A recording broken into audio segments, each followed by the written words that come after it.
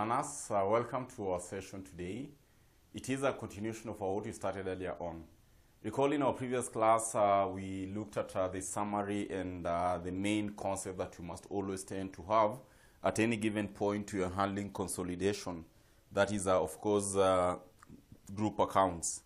So, in our class today, I want us to look at a question which will cement the whole idea of consolidation. And basically, remember, we are looking at a consideration where the company is being acquired on a piecemeal basis, or rather in this case, term it as a deferred payment, whereby I'm paying a certain amount today, tomorrow I'm going to pay a certain amount.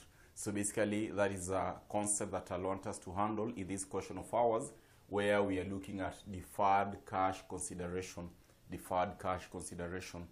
So I'm going to look at this question, we go through it together, and then we'll go ahead and handle it. So I'm going to share the question with us in our screen here. Make sure that you have the question clear so that when we handle it, things will always be very, very easy on our end.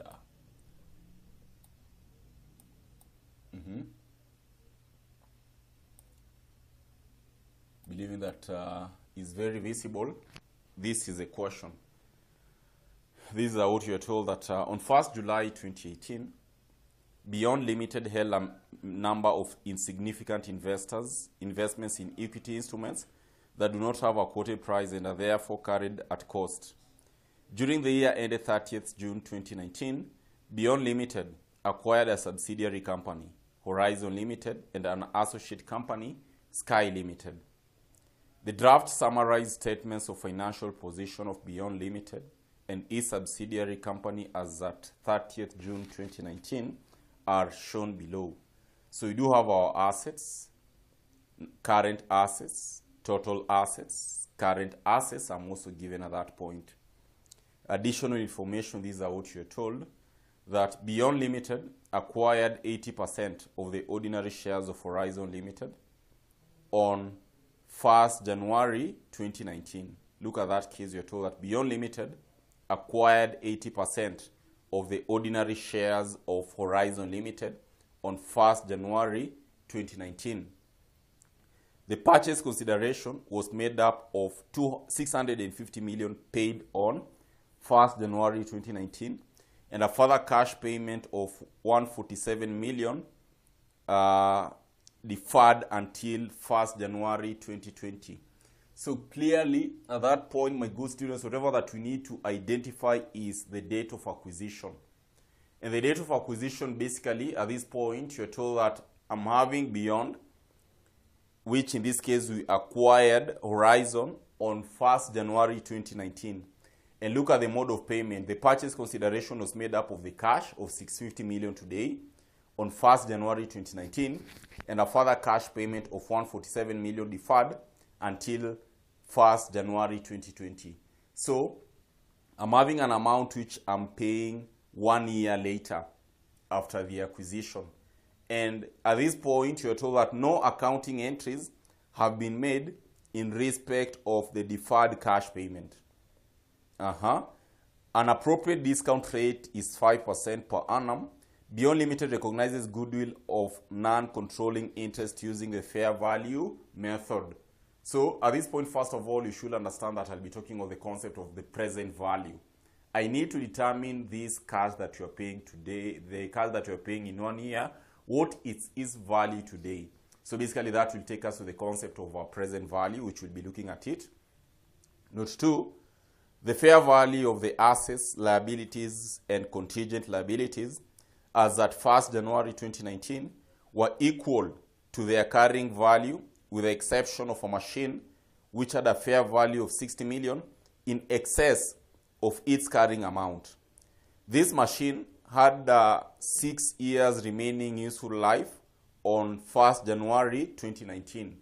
So the concept of fair value is coming in. Recall in our previous class when you were looking at some of the key elements that you must always tend to grasp, we also talked of something to do with the fair value adjustments. So therefore I'm having an item of equipment which is more than the book value. So ideally we are talking of revaluation gain, right?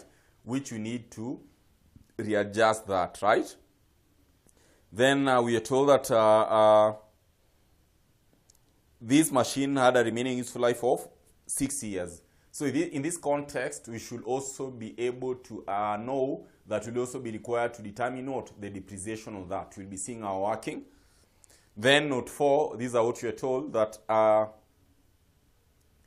note 3. Note 3, we are told that the fair value of non-controlling interest in Horizon Limited on 1st January was estimated at 150 million. So that is the fair value of this company, Horizon. Note 4, in June 2019, Horizon Limited sold goods to Beyond Limited for 16 million. So Horizon selling to Beyond. Clearly, you can see Horizon was a subsidiary. I'm selling to Beyond. So definitely, you're looking at what? An upstream transaction. Upstream transaction. You talked of an upstream transaction. Half of these goods were still held in the stock of Beyond Limited. On 30th June 2019, Horizon Limited marks up all goods by 20%. So basically, that note will take us to what? The concept of unrealized profit on closing inventory. Note 5. On 30th June 2019, Horizon Limited's trade receivables still included the 16 million due from Beyond Limited intercompany owings. However, Beyond Limited trade payables only included 11 million in respect of this transaction, as it had made a payment of 5 million to Horizon Limited on 30th June 2019. So basically at this point, I can clearly see we're having a concept of what? Cash in transit. There is amount which was paid, yes, but it had not yet been recorded in the books of the other company by the time we were closing our year. So that is very important to note. We proceed to the other note here. Note 6. You are told that on 1st July 2018, Beyond Limited acquired 30% of the ordinary shares in Sky Limited for cash payment of 120.5 million, which gave Beyond Limited significant influence over Sky Limited. At that date, a property owned by Sky Limited had a fair value of 50 in excess of its carrying amount. This property had a remaining useful life of 20 years on 1st July 2018. So of course that won't affect us here. Remember, for aspect of associate, only the cost of investment is the one that will be affecting us. Regardless of whatever that you are doing, all other transactions won't be interested with them. Only the aspect of the investment in associate. That is what you must always tend to have in mind anytime you're handling the concept of associates as well. Then talk about note 7. We are told that in the year ended 30 June 19, Horizon Limited made a profit of 56.8 million, out of which it paid a dividends of 20 million on 30th April 2019. Beyond Limited debited the dividends received to cash and credited it to investment. So the effect was done, and therefore at this point we are told to required consolidated statement of financial position as at 30th June 2019. Then look at the marks that the examiner is giving us. The examiner is giving us 16 marks. The examiner is giving us 16 marks. Required was consolidated statement of financial position as at 30th June 2019. As at 30th June 2019. So given such a question, my good students, where are we going to start from? I'll try to squeeze this question here so that you can be looking at it, as much as it will be maybe very small, but I'll want us to consider that. So, given such a question, my good students, given such a question, that is clearly, you can see we are dealing with consolidation. And the good thing is that it has also combined the component to do with what? Associate. Remember, we talked of associate, and we said anytime you're dealing with an associate, in this case, this is where the company, the parent company, is owning between 20 to 49% of that investee company. And therefore, for associate, again, whatever that you must always send over the back of your mind, if at all you are to prepare your statement of financial position, only the investment in associate figure or amount is the one to be considered in your SFP. Nothing else is going to be considered in your statement of financial position. That again, you must always tend to over the back of your mind. So once you have that case, my good students, the key element will be our starting point. Where will be our starting point? So first of all, I want us to have a group structure of this company. I want us to have a group structure of this company. I want us to have a group structure of this company. That will be our first working. I want us to have a group structure of the company. So therefore, looking at our group structure, these are what we should be having. Group structure. Group structure. What will we be having? I'm having Beyond Limited,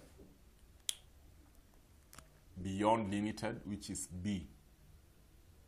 We are acquiring the following: Horizon Limited and what?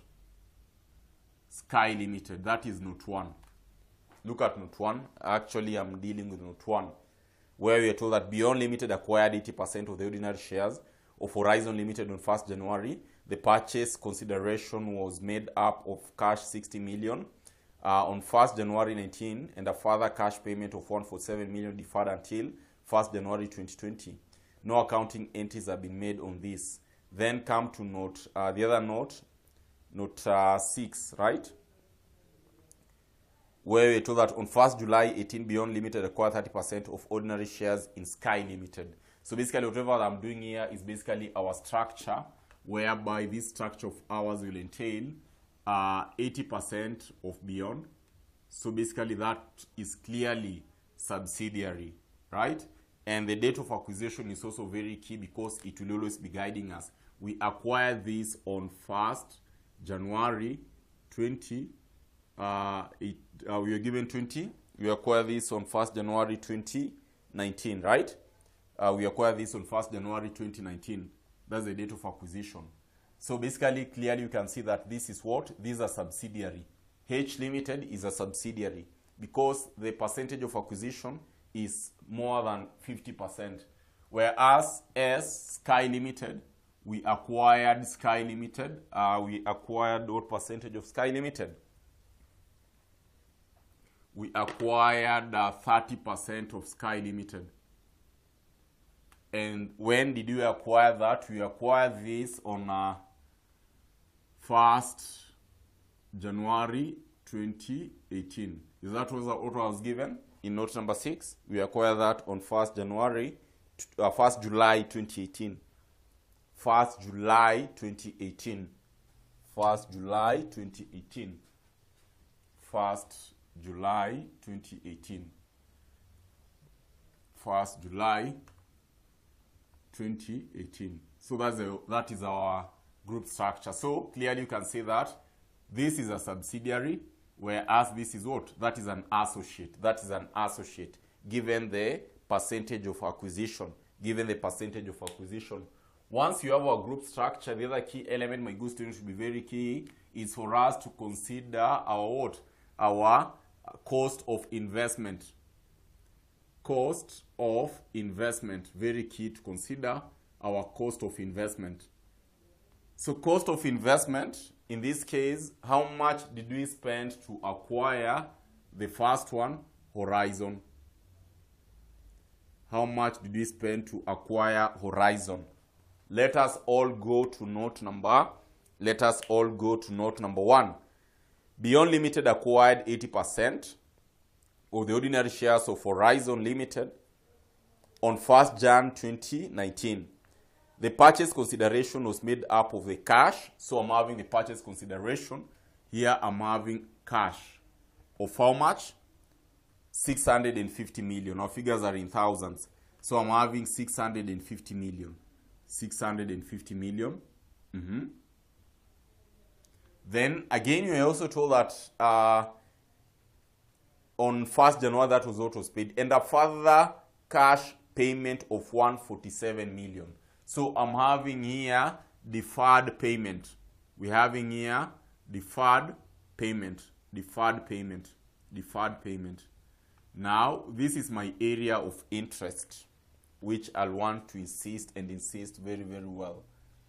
In the event that you're talking of, my good students, in the event that you're talking of aspect of deferred payment, this is what we must always tend to have at the back of our mind.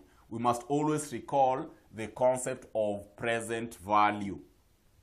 Recall present value in the event that you're dealing with a present value. In this case, of course, you are talking of what?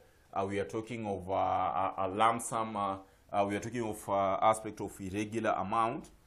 And basically, in this case, you are talking of what?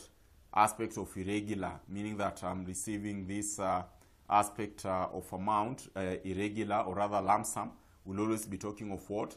The future value of our cash flow into 1 plus rate raised to power negative n. N basically is the number of period. N basically is the number of period. I know you're wondering, Mwalimu, we also do have financial management in FR. That is the concept of deferred payment, which I'll want it to stick at the back of our mind. Okay? So once we have this case, the present value, remember whatever that you want to do, you want to determine as much as you are paying this amount in future, how much is this amount worth today? This is what you are going to pay us in future, but how much is that amount worth today? How much is that amount worth today? And that's why you're talking about what? The aspect of the present value. So therefore, how much were we paying in 1 year's time? How much were we paying in 1 year's time? In this case, I'm sharing the question again. In that case, you can clearly see how much was this amount, how much are we paying in a year's time. We are talking of course 147 million, right? So therefore my deferred payment will be 147 million, right? We multiply by 1 plus R. What was our rate given? You are given our discount rate of 5% per annum. So 0.05 raised power negative. How long are we talking about? We are talking of 1 year, because I'm paying on 1st January 2020. So basically you are talking of what? 1 year. So raised power negative 1. So clearly that should give us how much, my good students? That should give us how much? And this is a beauty part of it, right? At least you're learning something new when it comes to the deferred payment. When you're talking of the aspect of determining the amount to be paid in terms of purchase consideration. Also, the beauty part of this, when we be talking of share-to-share exchange, you'll also find that it is very, very interesting. So therefore, at this point, what will you be having? First of all, I need to determine of course, our aspect of our present value interest factor. Present value interest factor, I should be talking of 1 plus 1.05, of course, raised power negative 1 times 147,000.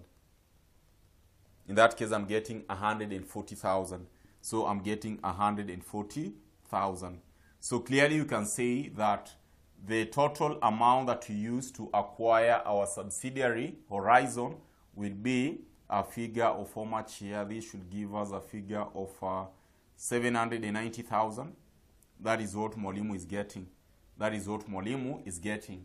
We used 790,000 to acquire our subsidiary Horizon. That is, of course, after we've considered the concept of deferred payment.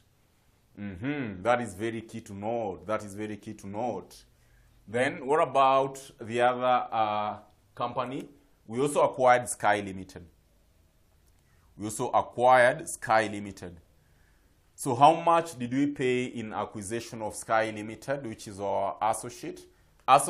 We acquired associate, we paid a figure of how much we're given, 120,500,000, right? 1.5, that was in look at note number 6. On 1st July, Beyond Limited acquired 30% of ordinary shares in Sky Limited for cash payment of 120.5 million, which gave Beyond Limited a significant influence over Sky Limited. So at that point, the total investment that we can talk about here, if we sum up these two, how much will it give us? But in this case, recall, you're looking at what? The aspect of the investment in our investee companies. Talk about investment in our investee companies. So my total investment, the one that you are paying today, talk of total investment, the one that you are paying today, this is an area that I'll always want us to always be very, very keen. This is an area that I want us to always be very, very keen.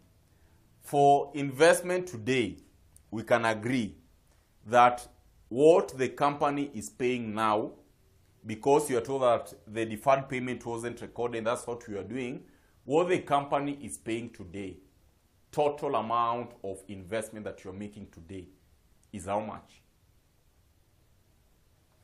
We are talking, of course, of the cash that we paid, 650, plus the one that we acquired, the investment company, 120. So the total investment, basically at this point, we should be talking of how much? We should be talking of 650,000 plus 120, 500. This should give us a figure of 770,500. Now, compare that with the investment that you are given in your data, because you'll always be given the investment. In the books, you'll always be given the investment that the parent company is making. So, if you can check our parent company in your statement of financial position, under non-current assets, we had property, plant, and equipment, and I'm having investments. Kindly check investment you are given a figure of how much, if you can confirm. Investment you are given a figure of how much. In that case, if you can squeeze your eyes clearly, I can see investment I was given 774,500. So that is to say that this company had other investments. This company had other investments. This company had other investments. Because you can clearly see my investment in associate and the one in subsidiary, what you are paying now is 770,500. But the total investment recorded there, we had 774,500. So that is to say, my good students, that this company had what? Had other investments. Other investments of how much? 770,500 minus 774,500. We can clearly see that my other investments will be 4,000. So that the total investment, because the total investment that you're having should always tally with what you are given as initial investment in your books. That is a trick. That's a clue that Mwalimu is giving us. That if at all, you're supposed to confirm if the company had other investment, look at what you invested. Like, say, in the investee companies. Compare the total investment in the investee companies with what was recorded. If they are not the same, that is to say the company, if at all whatever that is recorded is more than whatever investment that you're computing, that is to say that the company had other investments elsewhere. So at this point, you can clearly note our figures. That the investment in associate, I'm having 125. The total investment in our Horizon Limited, I'm having 790,000. And therefore, in this case, this is what we'll be having. Now, after we are done with note number 1, actually in that case, we've looked at our note number 1 and 6 respectively.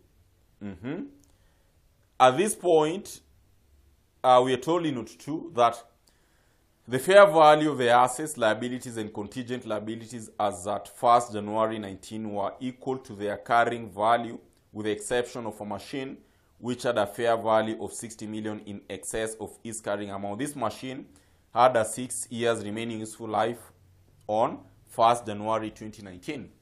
So therefore, the other key element that I want us to consider at this point probably is the aspect of the fair value.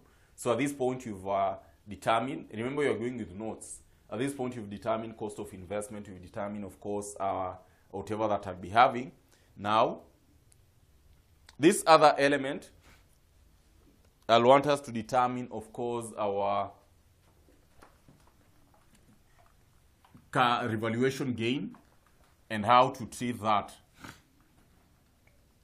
So this case should give us, assuming this was working number 1, I'm having working number 2. But remember, for exams purposes, you can always do these things very, very quick in your calc. no need of you kind of, you don't have to do all these workings. You can do them directly in your calc. You can do them directly in your calc. So therefore, I need to check working number 3. Basically, that is note number. We are in note number. My concern is note number 2. Look at note number 2. Look at note number 2.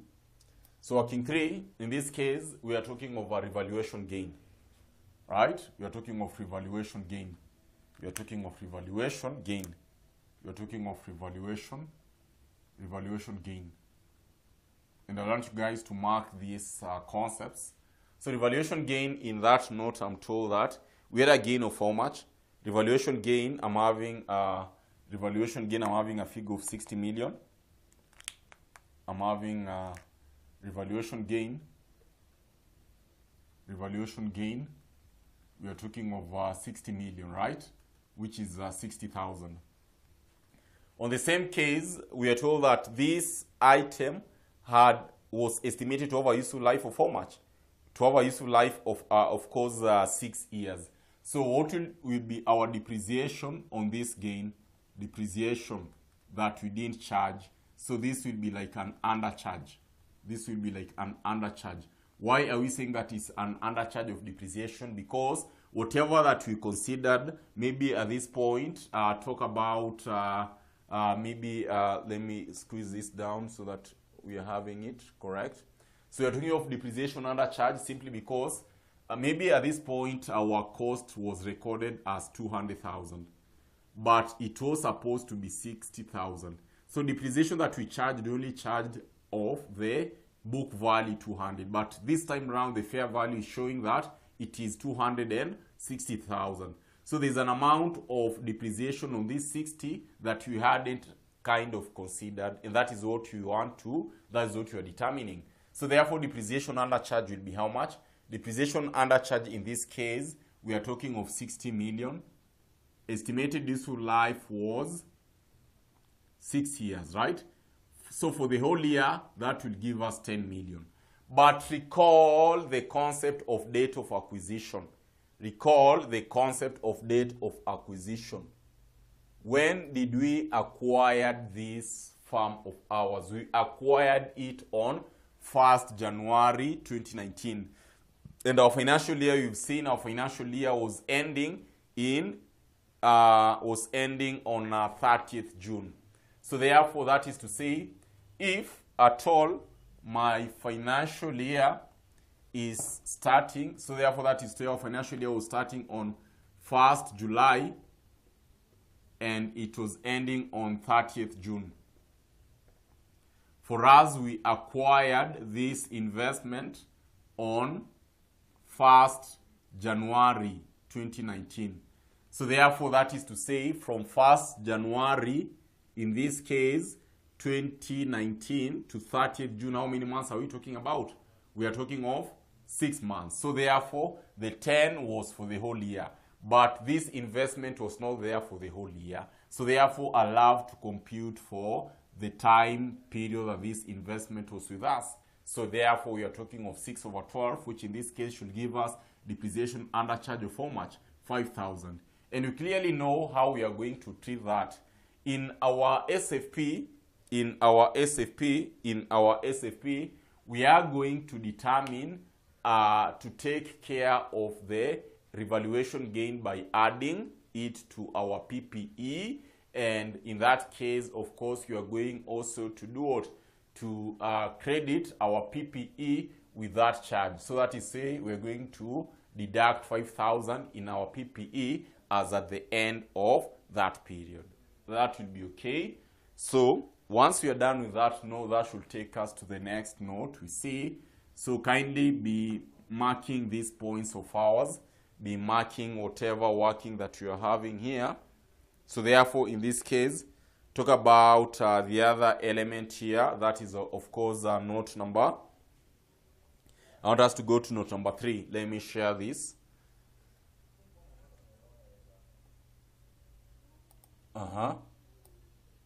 So go to note number 3. Go to note number 3. What is note 3 telling us? Note 3 is telling us that the fair value of the NCI in Horizon Limited on 1st Jan 2019 was estimated at 150 million. So therefore, that is clearly stating that at this point, whatever that I need to compute is what? Our goodwill. So I'll be required to compute our goodwill here. And remember, goodwill, we said we'll be talking of what? Cost of investment. Cost of investment. Of course, we less our net assets on acquisition. Net assets on acquisition. Net assets on acquisition. So this is working number 4. We less our net assets on acquisition. So that will be easy again, because whatever I'm required to do here, my good students, is for us to identify our cost of investment. Because remember, we are talking of full goodwill, right? Remember, we say that in the event that the examiner hasn't, or rather the most preferred one according to IFRS number 10 is always what? The full method of goodwill determination. We talked of partial and full. So cost of investment in our subsidiary, how much did we have? We have determined it here. We had computed this one to be 790 million, right? 790 million. How much was the fair value of NCI? The fair value of NCI, we are talking of, the examiner had given us how much? 150 million, right? So that as at the end of the day, what will we be having? As at the end of the day, what will we be having? As at the end of the day, what will we be having? That, of course, should give us 790 plus 150 to give us a figure of 940, right? Then consider our net assets. Consider our net assets. Recall the concept of the net assets. We said that net assets, what will we be looking at? In regard to our net assets, my good students, we said, what will you be looking at? Number 1, consider your ordinary shares in the subsidiary. Consider the share premium if I'll be having in the subsidiary. Consider the aspect to do with fair value adjustment. Fair value adjustment, or in this case, basically, is whatever that you're talking about being the revaluation gain. And lastly, talk about the pre-acquisition profit. Pre-acquisition profit. Pre-acquisition profit. Remember, you're just following your notes. Pre-acquisition profit. Pre-acquisition profit. All these are subsidiary data. All these are subsidiary data. I want us to go together and identify these items. So, in our books here, let us all go to our equity under subsidiary equity. Subsidiary equity. Subsidiary equity, which was Horizon, ordinary share capital, I was given a figure for much. Take the whole figure, 200,000, believing that you are all seeing that. Share premium, I'm having 50,000. Fair value adjustment, which is our revaluation gain, in this case, we got a figure for much? 60,000, believing that you had it. Now, key area that I want us to agree is on what? The pre-acquisition profit. Pre-acquisition profit. How will we go about pre-acquisition profit? Kindly let us all go to note number. Let us all go to note number 7. Let us all go to note number 7. Look at note number 7. In note number 7, what are you being told there? In the year ended 30th June 2019, Horizon Limited made a profit of 56.8 million, out of which it paid a dividend of 20 million on 30th April. Beyond Limited debited the dividends received to cash and credited it to investments. So in our pre-acquisition profits, my good students, whatever that we are looking at, and remember I talked about that in the previous class, for pre-acquisition profit, we want to look at the profit that this subsidiary had before it was acquired. The total profit since subsidiary started up to the point we were acquiring this subsidiary. So how will we go about it? If you can go with me in our statement of financial position there, under the retained earnings, that is of course under equity and liabilities, retained earnings for the subsidiary, we can clearly see we are having a figure of how much? 502,540, right? Believing that you're able to see that. 502,540, right? Then what about the item that we had during the year? The profit for the year, remember this was 502 was inclusive of the profit that we had for the year. And in note 7, we are told that the profit for the year, we had 56.8. Out of the 56.8, we paid dividends worth how much? 20 million, which our figures here in thousands. 20 million.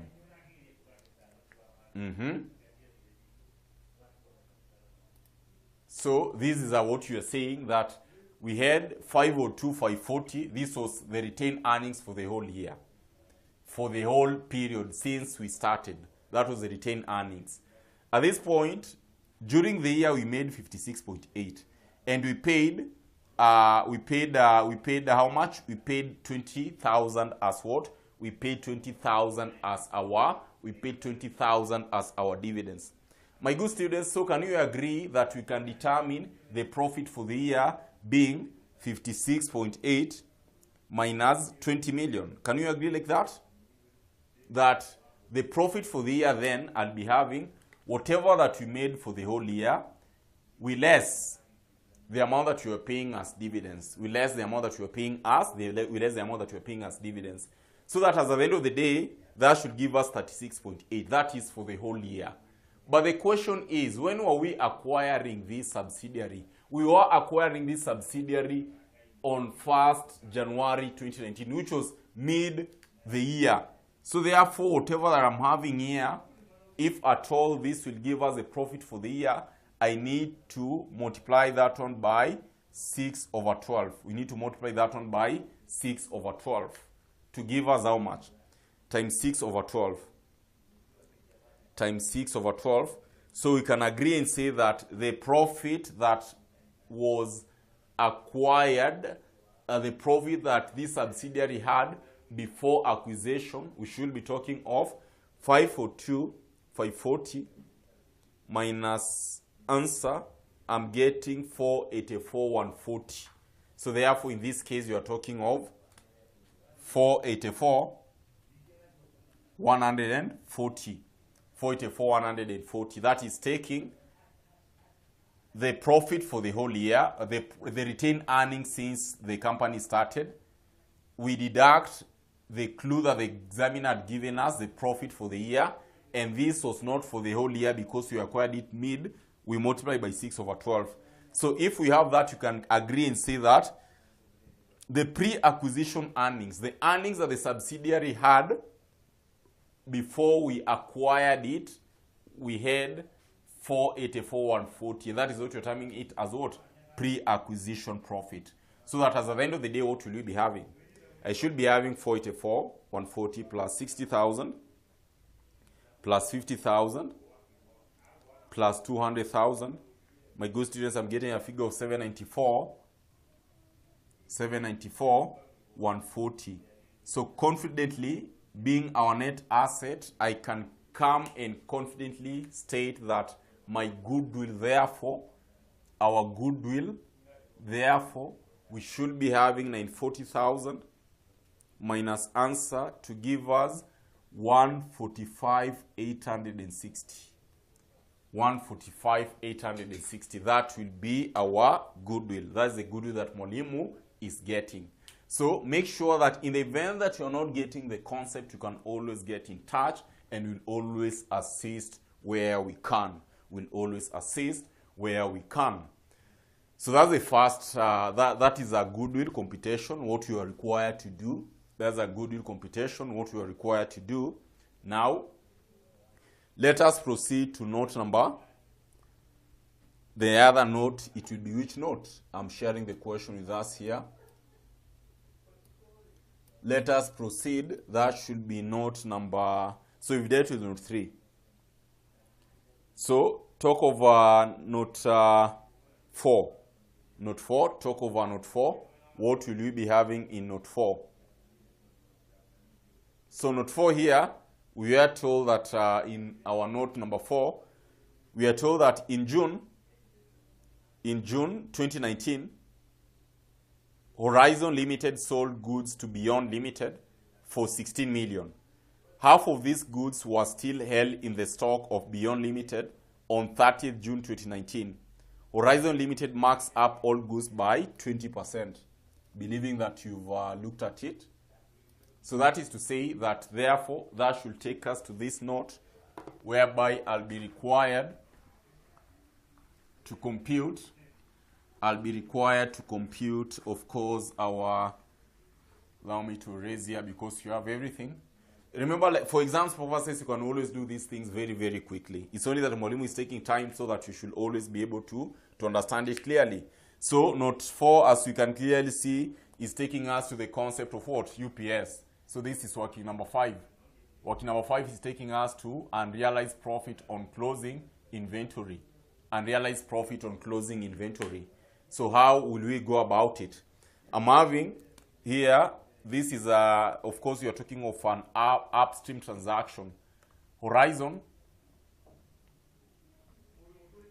in this case, you're told that in June, Horizon sold goods to Beyond Limited.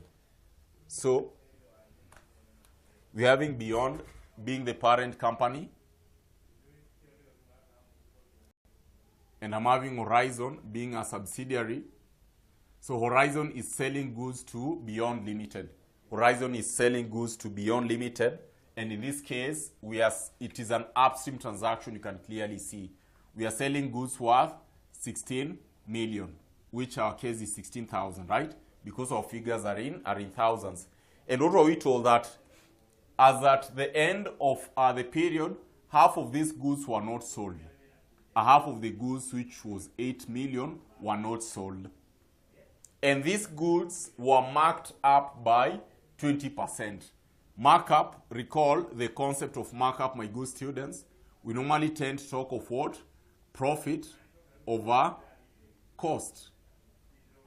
We don't have our cost, but you're having our sales. So therefore, that should take us to margin. And margin, therefore, we normally tend to talk of profit of what?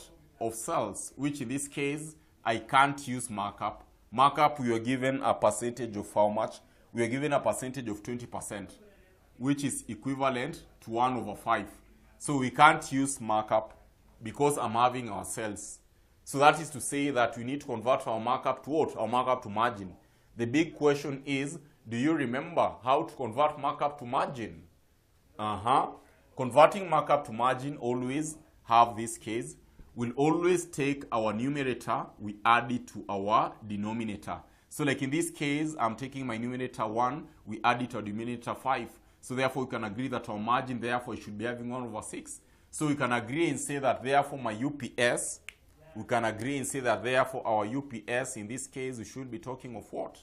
I should be talking of 1/6 times the goods that were still in inventory of 8,000, which in this case should give us how much, my good students?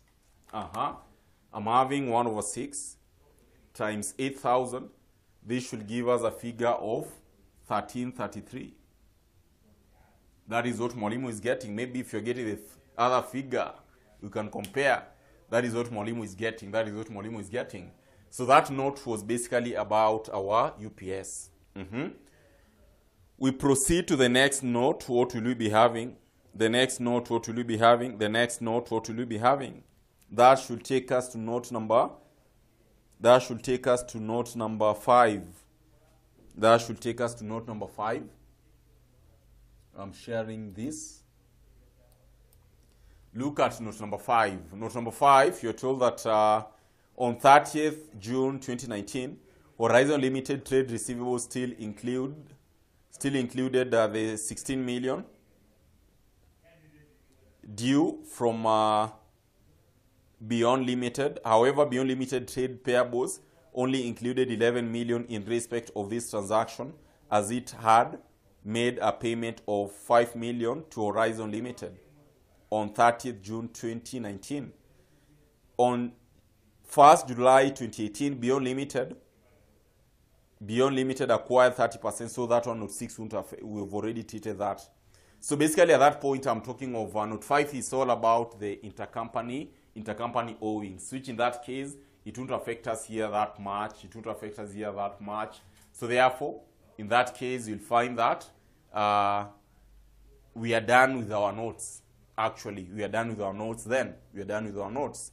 So once we have this case, because we know very well that the examiner has requested us to prepare our statement of financial position, what we can do is to prepare and determine the NCI to be reported in our SFP, as well as the retained earnings to be reported in our SFP, so that once we start preparing our SFP, our task will be just copying and pasting on a line-by-line basis. So therefore, these are what we need to do, considering that you're marking this figure for me, UPS, in this case, I've determined it to be 1333.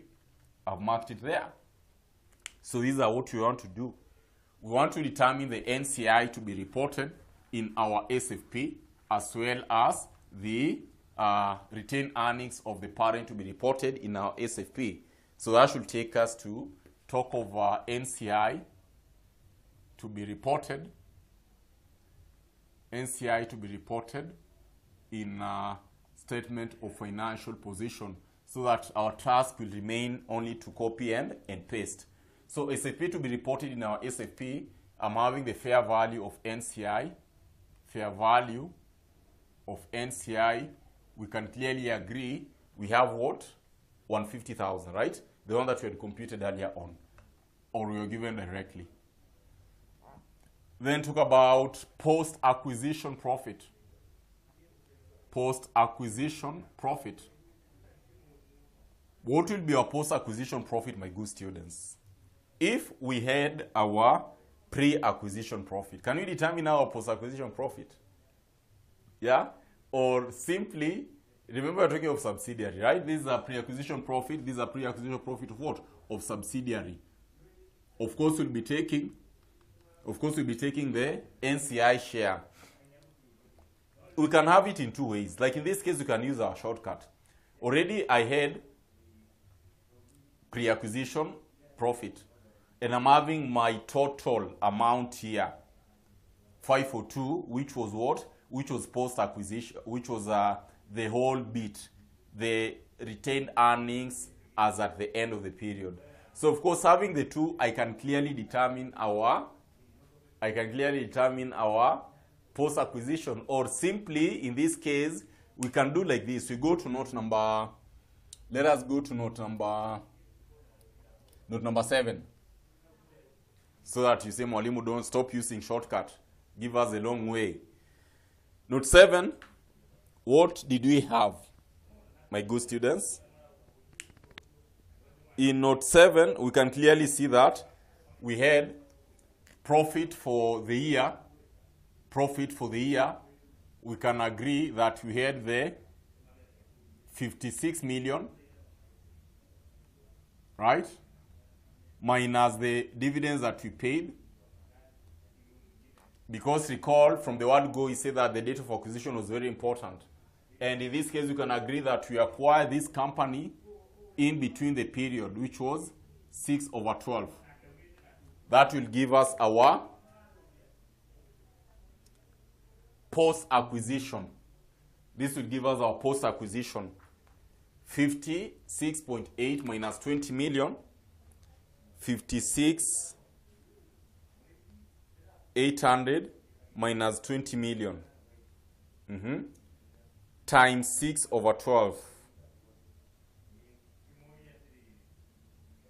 that is what we had, times 6 over 12. Of course, we take the share of what? The share of NCI. We take the share of NCI. The share of NCI was what percentage? The share of NCI, of course, in this case was 20%, right? See, because we acquired 80%, so times 0.2. That should give us 3680. 3680. That should give us 3680. The same case, if we could have taken 502, 540, the accumulated profit, we less the pre-acquisition, whatever that we had before we acquired the company, which would have given us 18,400. Right? The same case. Then you take the portion of the NCI. You'll find that it will give us the same thing. Correct? Consider our UPS. Consider our UPS. In this case, our UPS, we're having 1333, the one that we've computed. We take the portion of what? We take the portion of the NCI, which is 20%, 1333.2. 1333 times 0.2 to give us 266.6, which we need to deduct. Recall the concept where we mentioned that we debit the retained earnings. In the event that we are talking of upstream transaction, we are going to debit the retained earnings of the parent, and with the portion of the percentage of the NCI, or the percentage of the UPS, then we debit as well the retained earnings of the NCI with what? That portion of the NCI. Of course, we are going to credit the whole amount in our inventory. And that is what exactly Mwalimu is doing. Then again, we should also consider the undercharge, depreciation undercharge. Depreciation undercharge. Which in this case, we got a figure of how much? We got a figure of 5,000, right? We got a figure of 5,000 being our depreciation undercharge times NCI percentage, 20%. So 0.2 times 5,000, this is what we had. We had already determined that one here. So I'm having, of course, 1,000. I'm having 1,000. Of course, we deduct. So the amount to report in our SFP in regard to NCI, how much will we be talking about here? Of course, we should be talking of 150,000 plus 3680 minus 266.6 minus 1,000, which in this case I'm getting a figure of 152,413.4. That is what I'm getting, what I'm going to report in our SFP as part of what? As part of our NCI. As simple as that. Consider the other value in relation to talk of retained earnings to be reported. Retained earnings of the parent. Retained earnings to be reported. Retained earnings to be reported in SFP. Retained earnings to be reported in our SFP. How much will we be talking about? So retained earnings brought forward. Retained earnings brought forward. We didn't have. Profit for the year.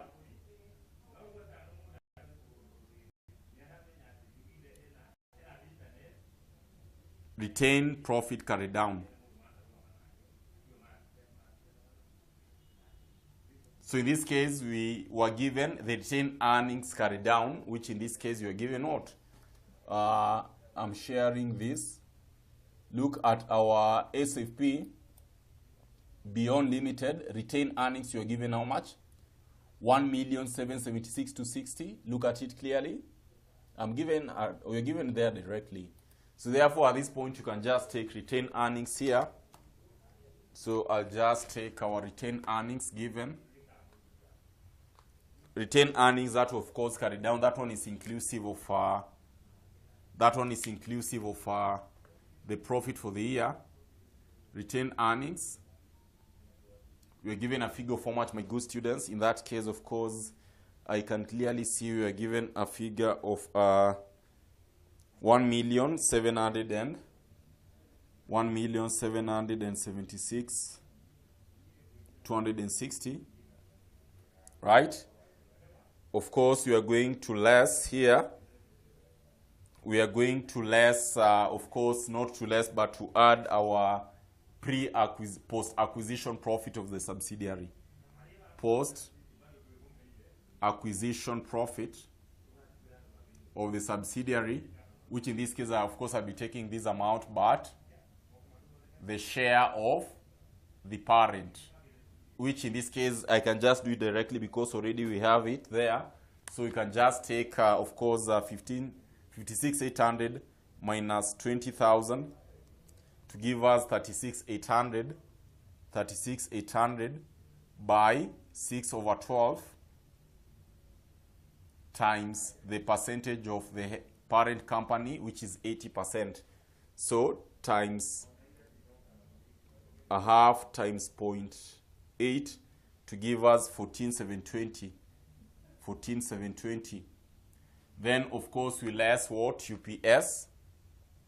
UPS share of the parent, 1333 times 80%, which in this case should give us how much? 1333 times 0.8 to give us 1066.4, which in this case you know very well will be required to deduct that. Then I'm having undercharge depreciation. Undercharge depreciation. We're having, of course, 5,000 times 80%, which will give us 5,000 times 80% to give us 4,000. To give us 4,000. So that as at the end of the day, what will we be having as the amount to report in our SFP? I'll be taking, of course, our 1,776,260. We add 14,720. We less 1066.4. We less 4,000. So that should give me 1785, 913.6. So basically, these are the figures that you are going to report. Kindly, you can know them so that we go straight to our SFP. Kindly note these figures. They'll be very, very important for us. You'll find that actually we are done with actually almost all workings, right? If you are in an exam situation where you are supposed to do all the workings, the way Mwalimu was done, it's supposed to take you only 40 minutes. Mwalimu is taking time because I was also considering the aspect of explanation, right? So once we have that in mind, things will be very, very easy on our end. So whatever task that has remained is for us to copy and paste. Believing that you have all these details. So when Mwalimu will be saying, take these details, I know it will be very easy for us to know where we are taking the details. So therefore, allow me to erase this. Allow me to erase this so that we can prepare our SAP confidently by just copying and pasting. That will be your task now. So in this case, I'm having, of course, you are preparing for Beyond Limited Group. So Beyond Limited Group statement of financial position. Statement of financial position as at 30th June 2019. So our task will be just copying and pasting, right? For exams purposes, you can always start with SFP, insert all the direct entries, because you realize that majority of this data will always be direct. So like in this case, we are having our non-current assets. Non-current assets. We should just take them on a line-by-line basis. We start with a PPE. we start with our PPE. We start with our PPE, where in this case, you just be giving me our figures directly, okay? So we start with our PPE. How much did we have in relation to our parent beyond limited I'm having? Let us go together. 1,162,800. We add the one for subsidiary, which is 321,390. We adjust with our adjustments, where we say that we'll be debiting our PPE with the revaluation gain, which was 60 million. Then we are going to credit that to the figure that we determined, which was depreciation undercharge of 5,000, right? So therefore, that should give us how much? I'm just taking the figures the way we are determining them, right? So I'm taking of 1162,800 plus 321,390 plus 60,000 minus 5,000. I'm getting a figure of 1,539,190. Remember, our figures here are in thousands, right? Then talk of goodwill. We had computed our goodwill, and in that case, you are determining a figure of how much. I know you are taking your notes. Our goodwill, you are determining a figure of how much. Let me check what I've taken a peek. Our goodwill, I can clearly see we had a figure of 145,860. 145,860. Investment in associate.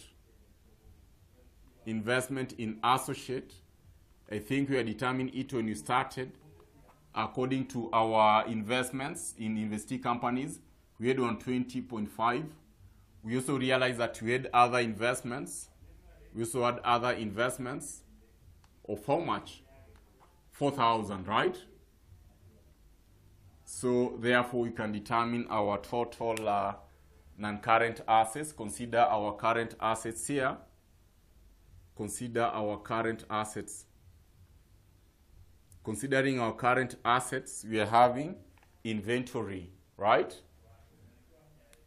Inventory, we add them on a line-by-line basis. Inventories, add them on a line-by-line basis. Add them on a line-by-line basis. For parent, I'm talking of 523,600. We add 398,500. Of course, we less the component to do with what? The UPS, where we are going to credit our inventory account by how much? 1333, which we are determined, right? So therefore, we can agree and say that I should be talking of 523,600 plus 398,500 minus 1333, which in this case should give us how much? 920,767, correct? Then we proceed and determine for trade receivables. We proceed and determine for our trade receivables, which in this case we should be having a figure of how much? Trade receivables, just a moment here. Just a moment.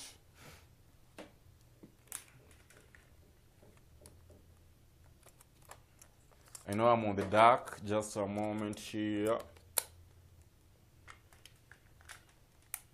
Okay.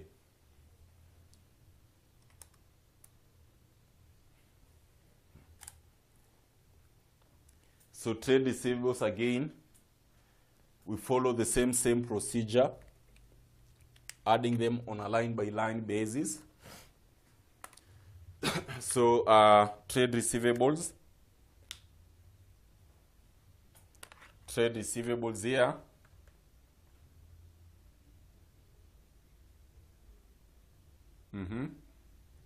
We are having how much? We are having, of course, 41860. 41,860. We add 203,650. We less the intercompany owings, right? Intercompany owings, my good students, I want you to go in, that was which note? That was note number, note number 5. On 30th June 2019, Horizon Limited's trade receivables still include 16 million. So I less 16 million in our trade receivables. So therefore, that should give us a figure of 41,860 plus 203,650. We less 16 million, which will give us a figure of how much? 589,510. That will give us 589,510, right? Then another form of asset I can see is cash and cash equivalents, right? So cash and cash equivalent, we are talking of how much? 52,600. We add 1,100. We consider the component of cash in transit, which we noted we had, right? We noted we had cash in transit. In the same note 5, the beyond limited trade payables only include 11 million in respect of this transaction, as it had made a payment of 5 million to Horizon Limited on 30th June 2019. So I'm having our cash in transit, which we are just going to add there. So talk of, in this case, we are talking of 52,600 plus 1,100 plus 5,000, which will give us a figure of how much? 58,700. So therefore, what will be our total assets? First of all, we start by working out our non-current asset, and that's why I normally prefer working with Excel. It's always very quick. For 1539,190 plus 145,860 plus 120,500 plus 4,000. So in this case, I'm getting 1,809,550.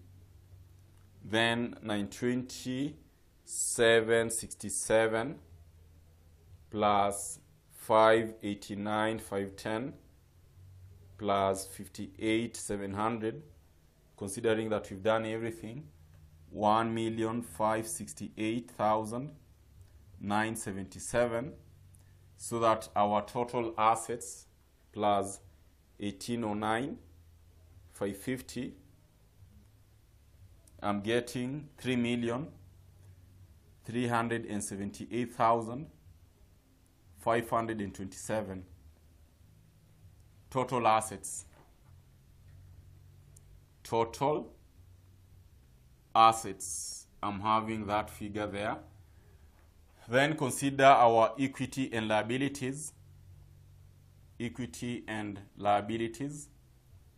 Equity and liabilities. Of course, we should be talking of now copying and pasting our figures directly. Just go to your equity. I'm having ordinary share. We take directly the one for beyond, which I'm given a figure of 600,000. We're having share premium.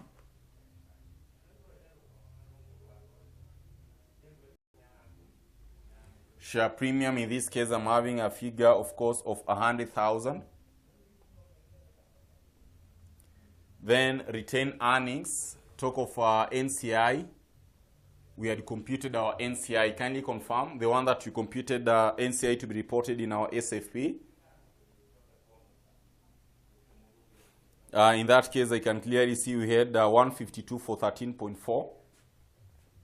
I'm having NCI to be, we had computed that one, 152 for 13.4. Then what about retained earnings for the company here? Retained earnings for the company.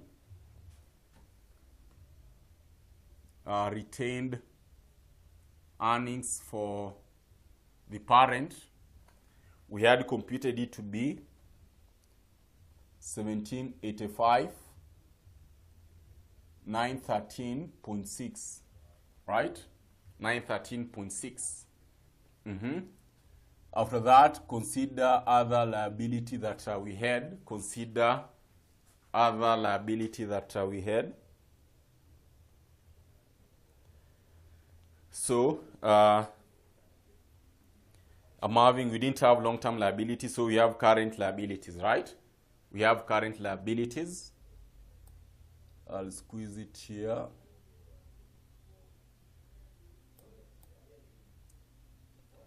Consider our current liabilities. So I'll just have it down there. So we didn't have non-current liabilities, so I'll just talk of our current liabilities here. Current liabilities.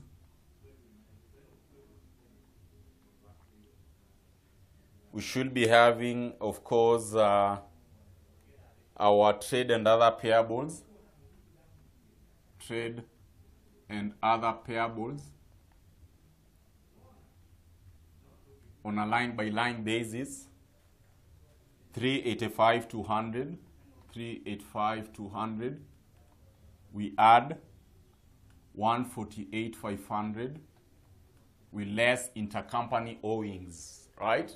Intercompany owings, that was in note 5, which we had seen. We had what? 11 million. So basically that should give us a figure of how much?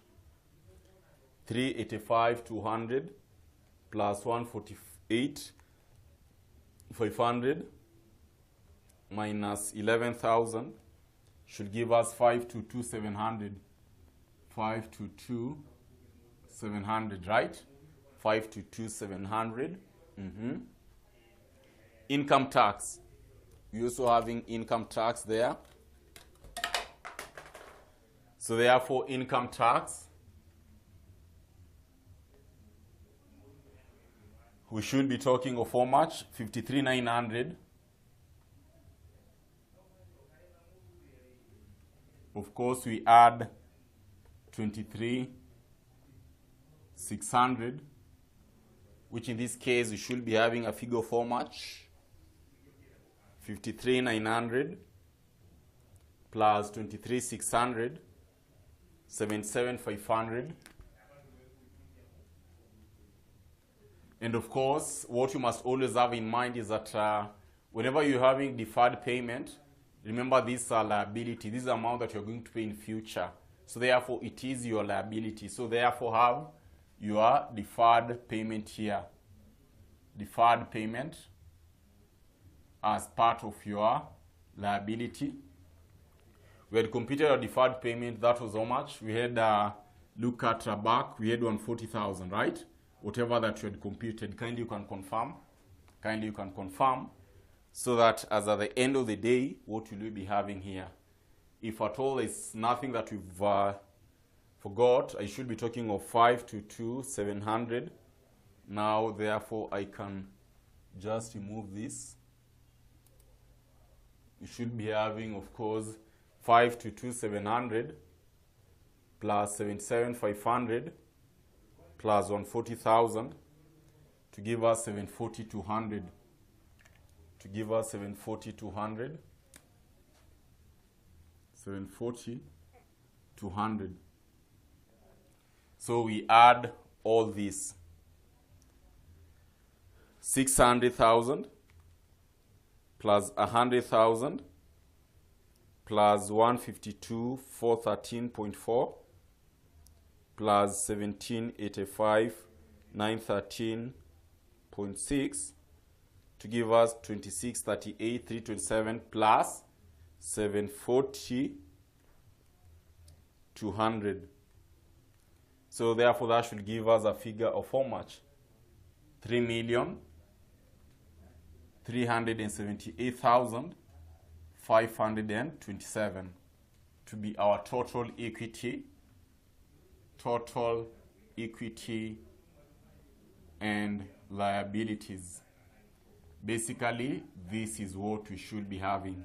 So therefore, 3378, 527, 33, correct. So basically, this is how you're supposed to work it out. And I'm going to give you a clue that in the event that probably you are in an exam situation, look at this case. You will realize that some figures here are quite direct. Like PPE, once you have what you have in mind, whatever you're supposed to do, you'll find that this one will be just direct. Goodwill, maybe you'll have to compute. Investment in social media at times will be given direct. Other investment, you'll be able to identify that one very easily, assuming you've earned this mark. Direct mark. Maybe direct mark. This one, UPS, that one won't take you time. Direct mark. Direct mark. NCI, have your workings there. Retained earnings, have your workings. Trade payable, direct mark. So you'll find that this one direct. So you'll find that you're talking of 1, 2, 3, 4, 5, 6, 7, 8, almost 9, 10. Almost 10 marks that you're having for that you'll be having. Maybe this one it can earn you 3 to give you 16 points. So you'll find that passing FR is always very easy. Once you have the format at the back of your mind, you can always work it out and things will always be very, very easy on our end. So to this point, guys, thank you so much.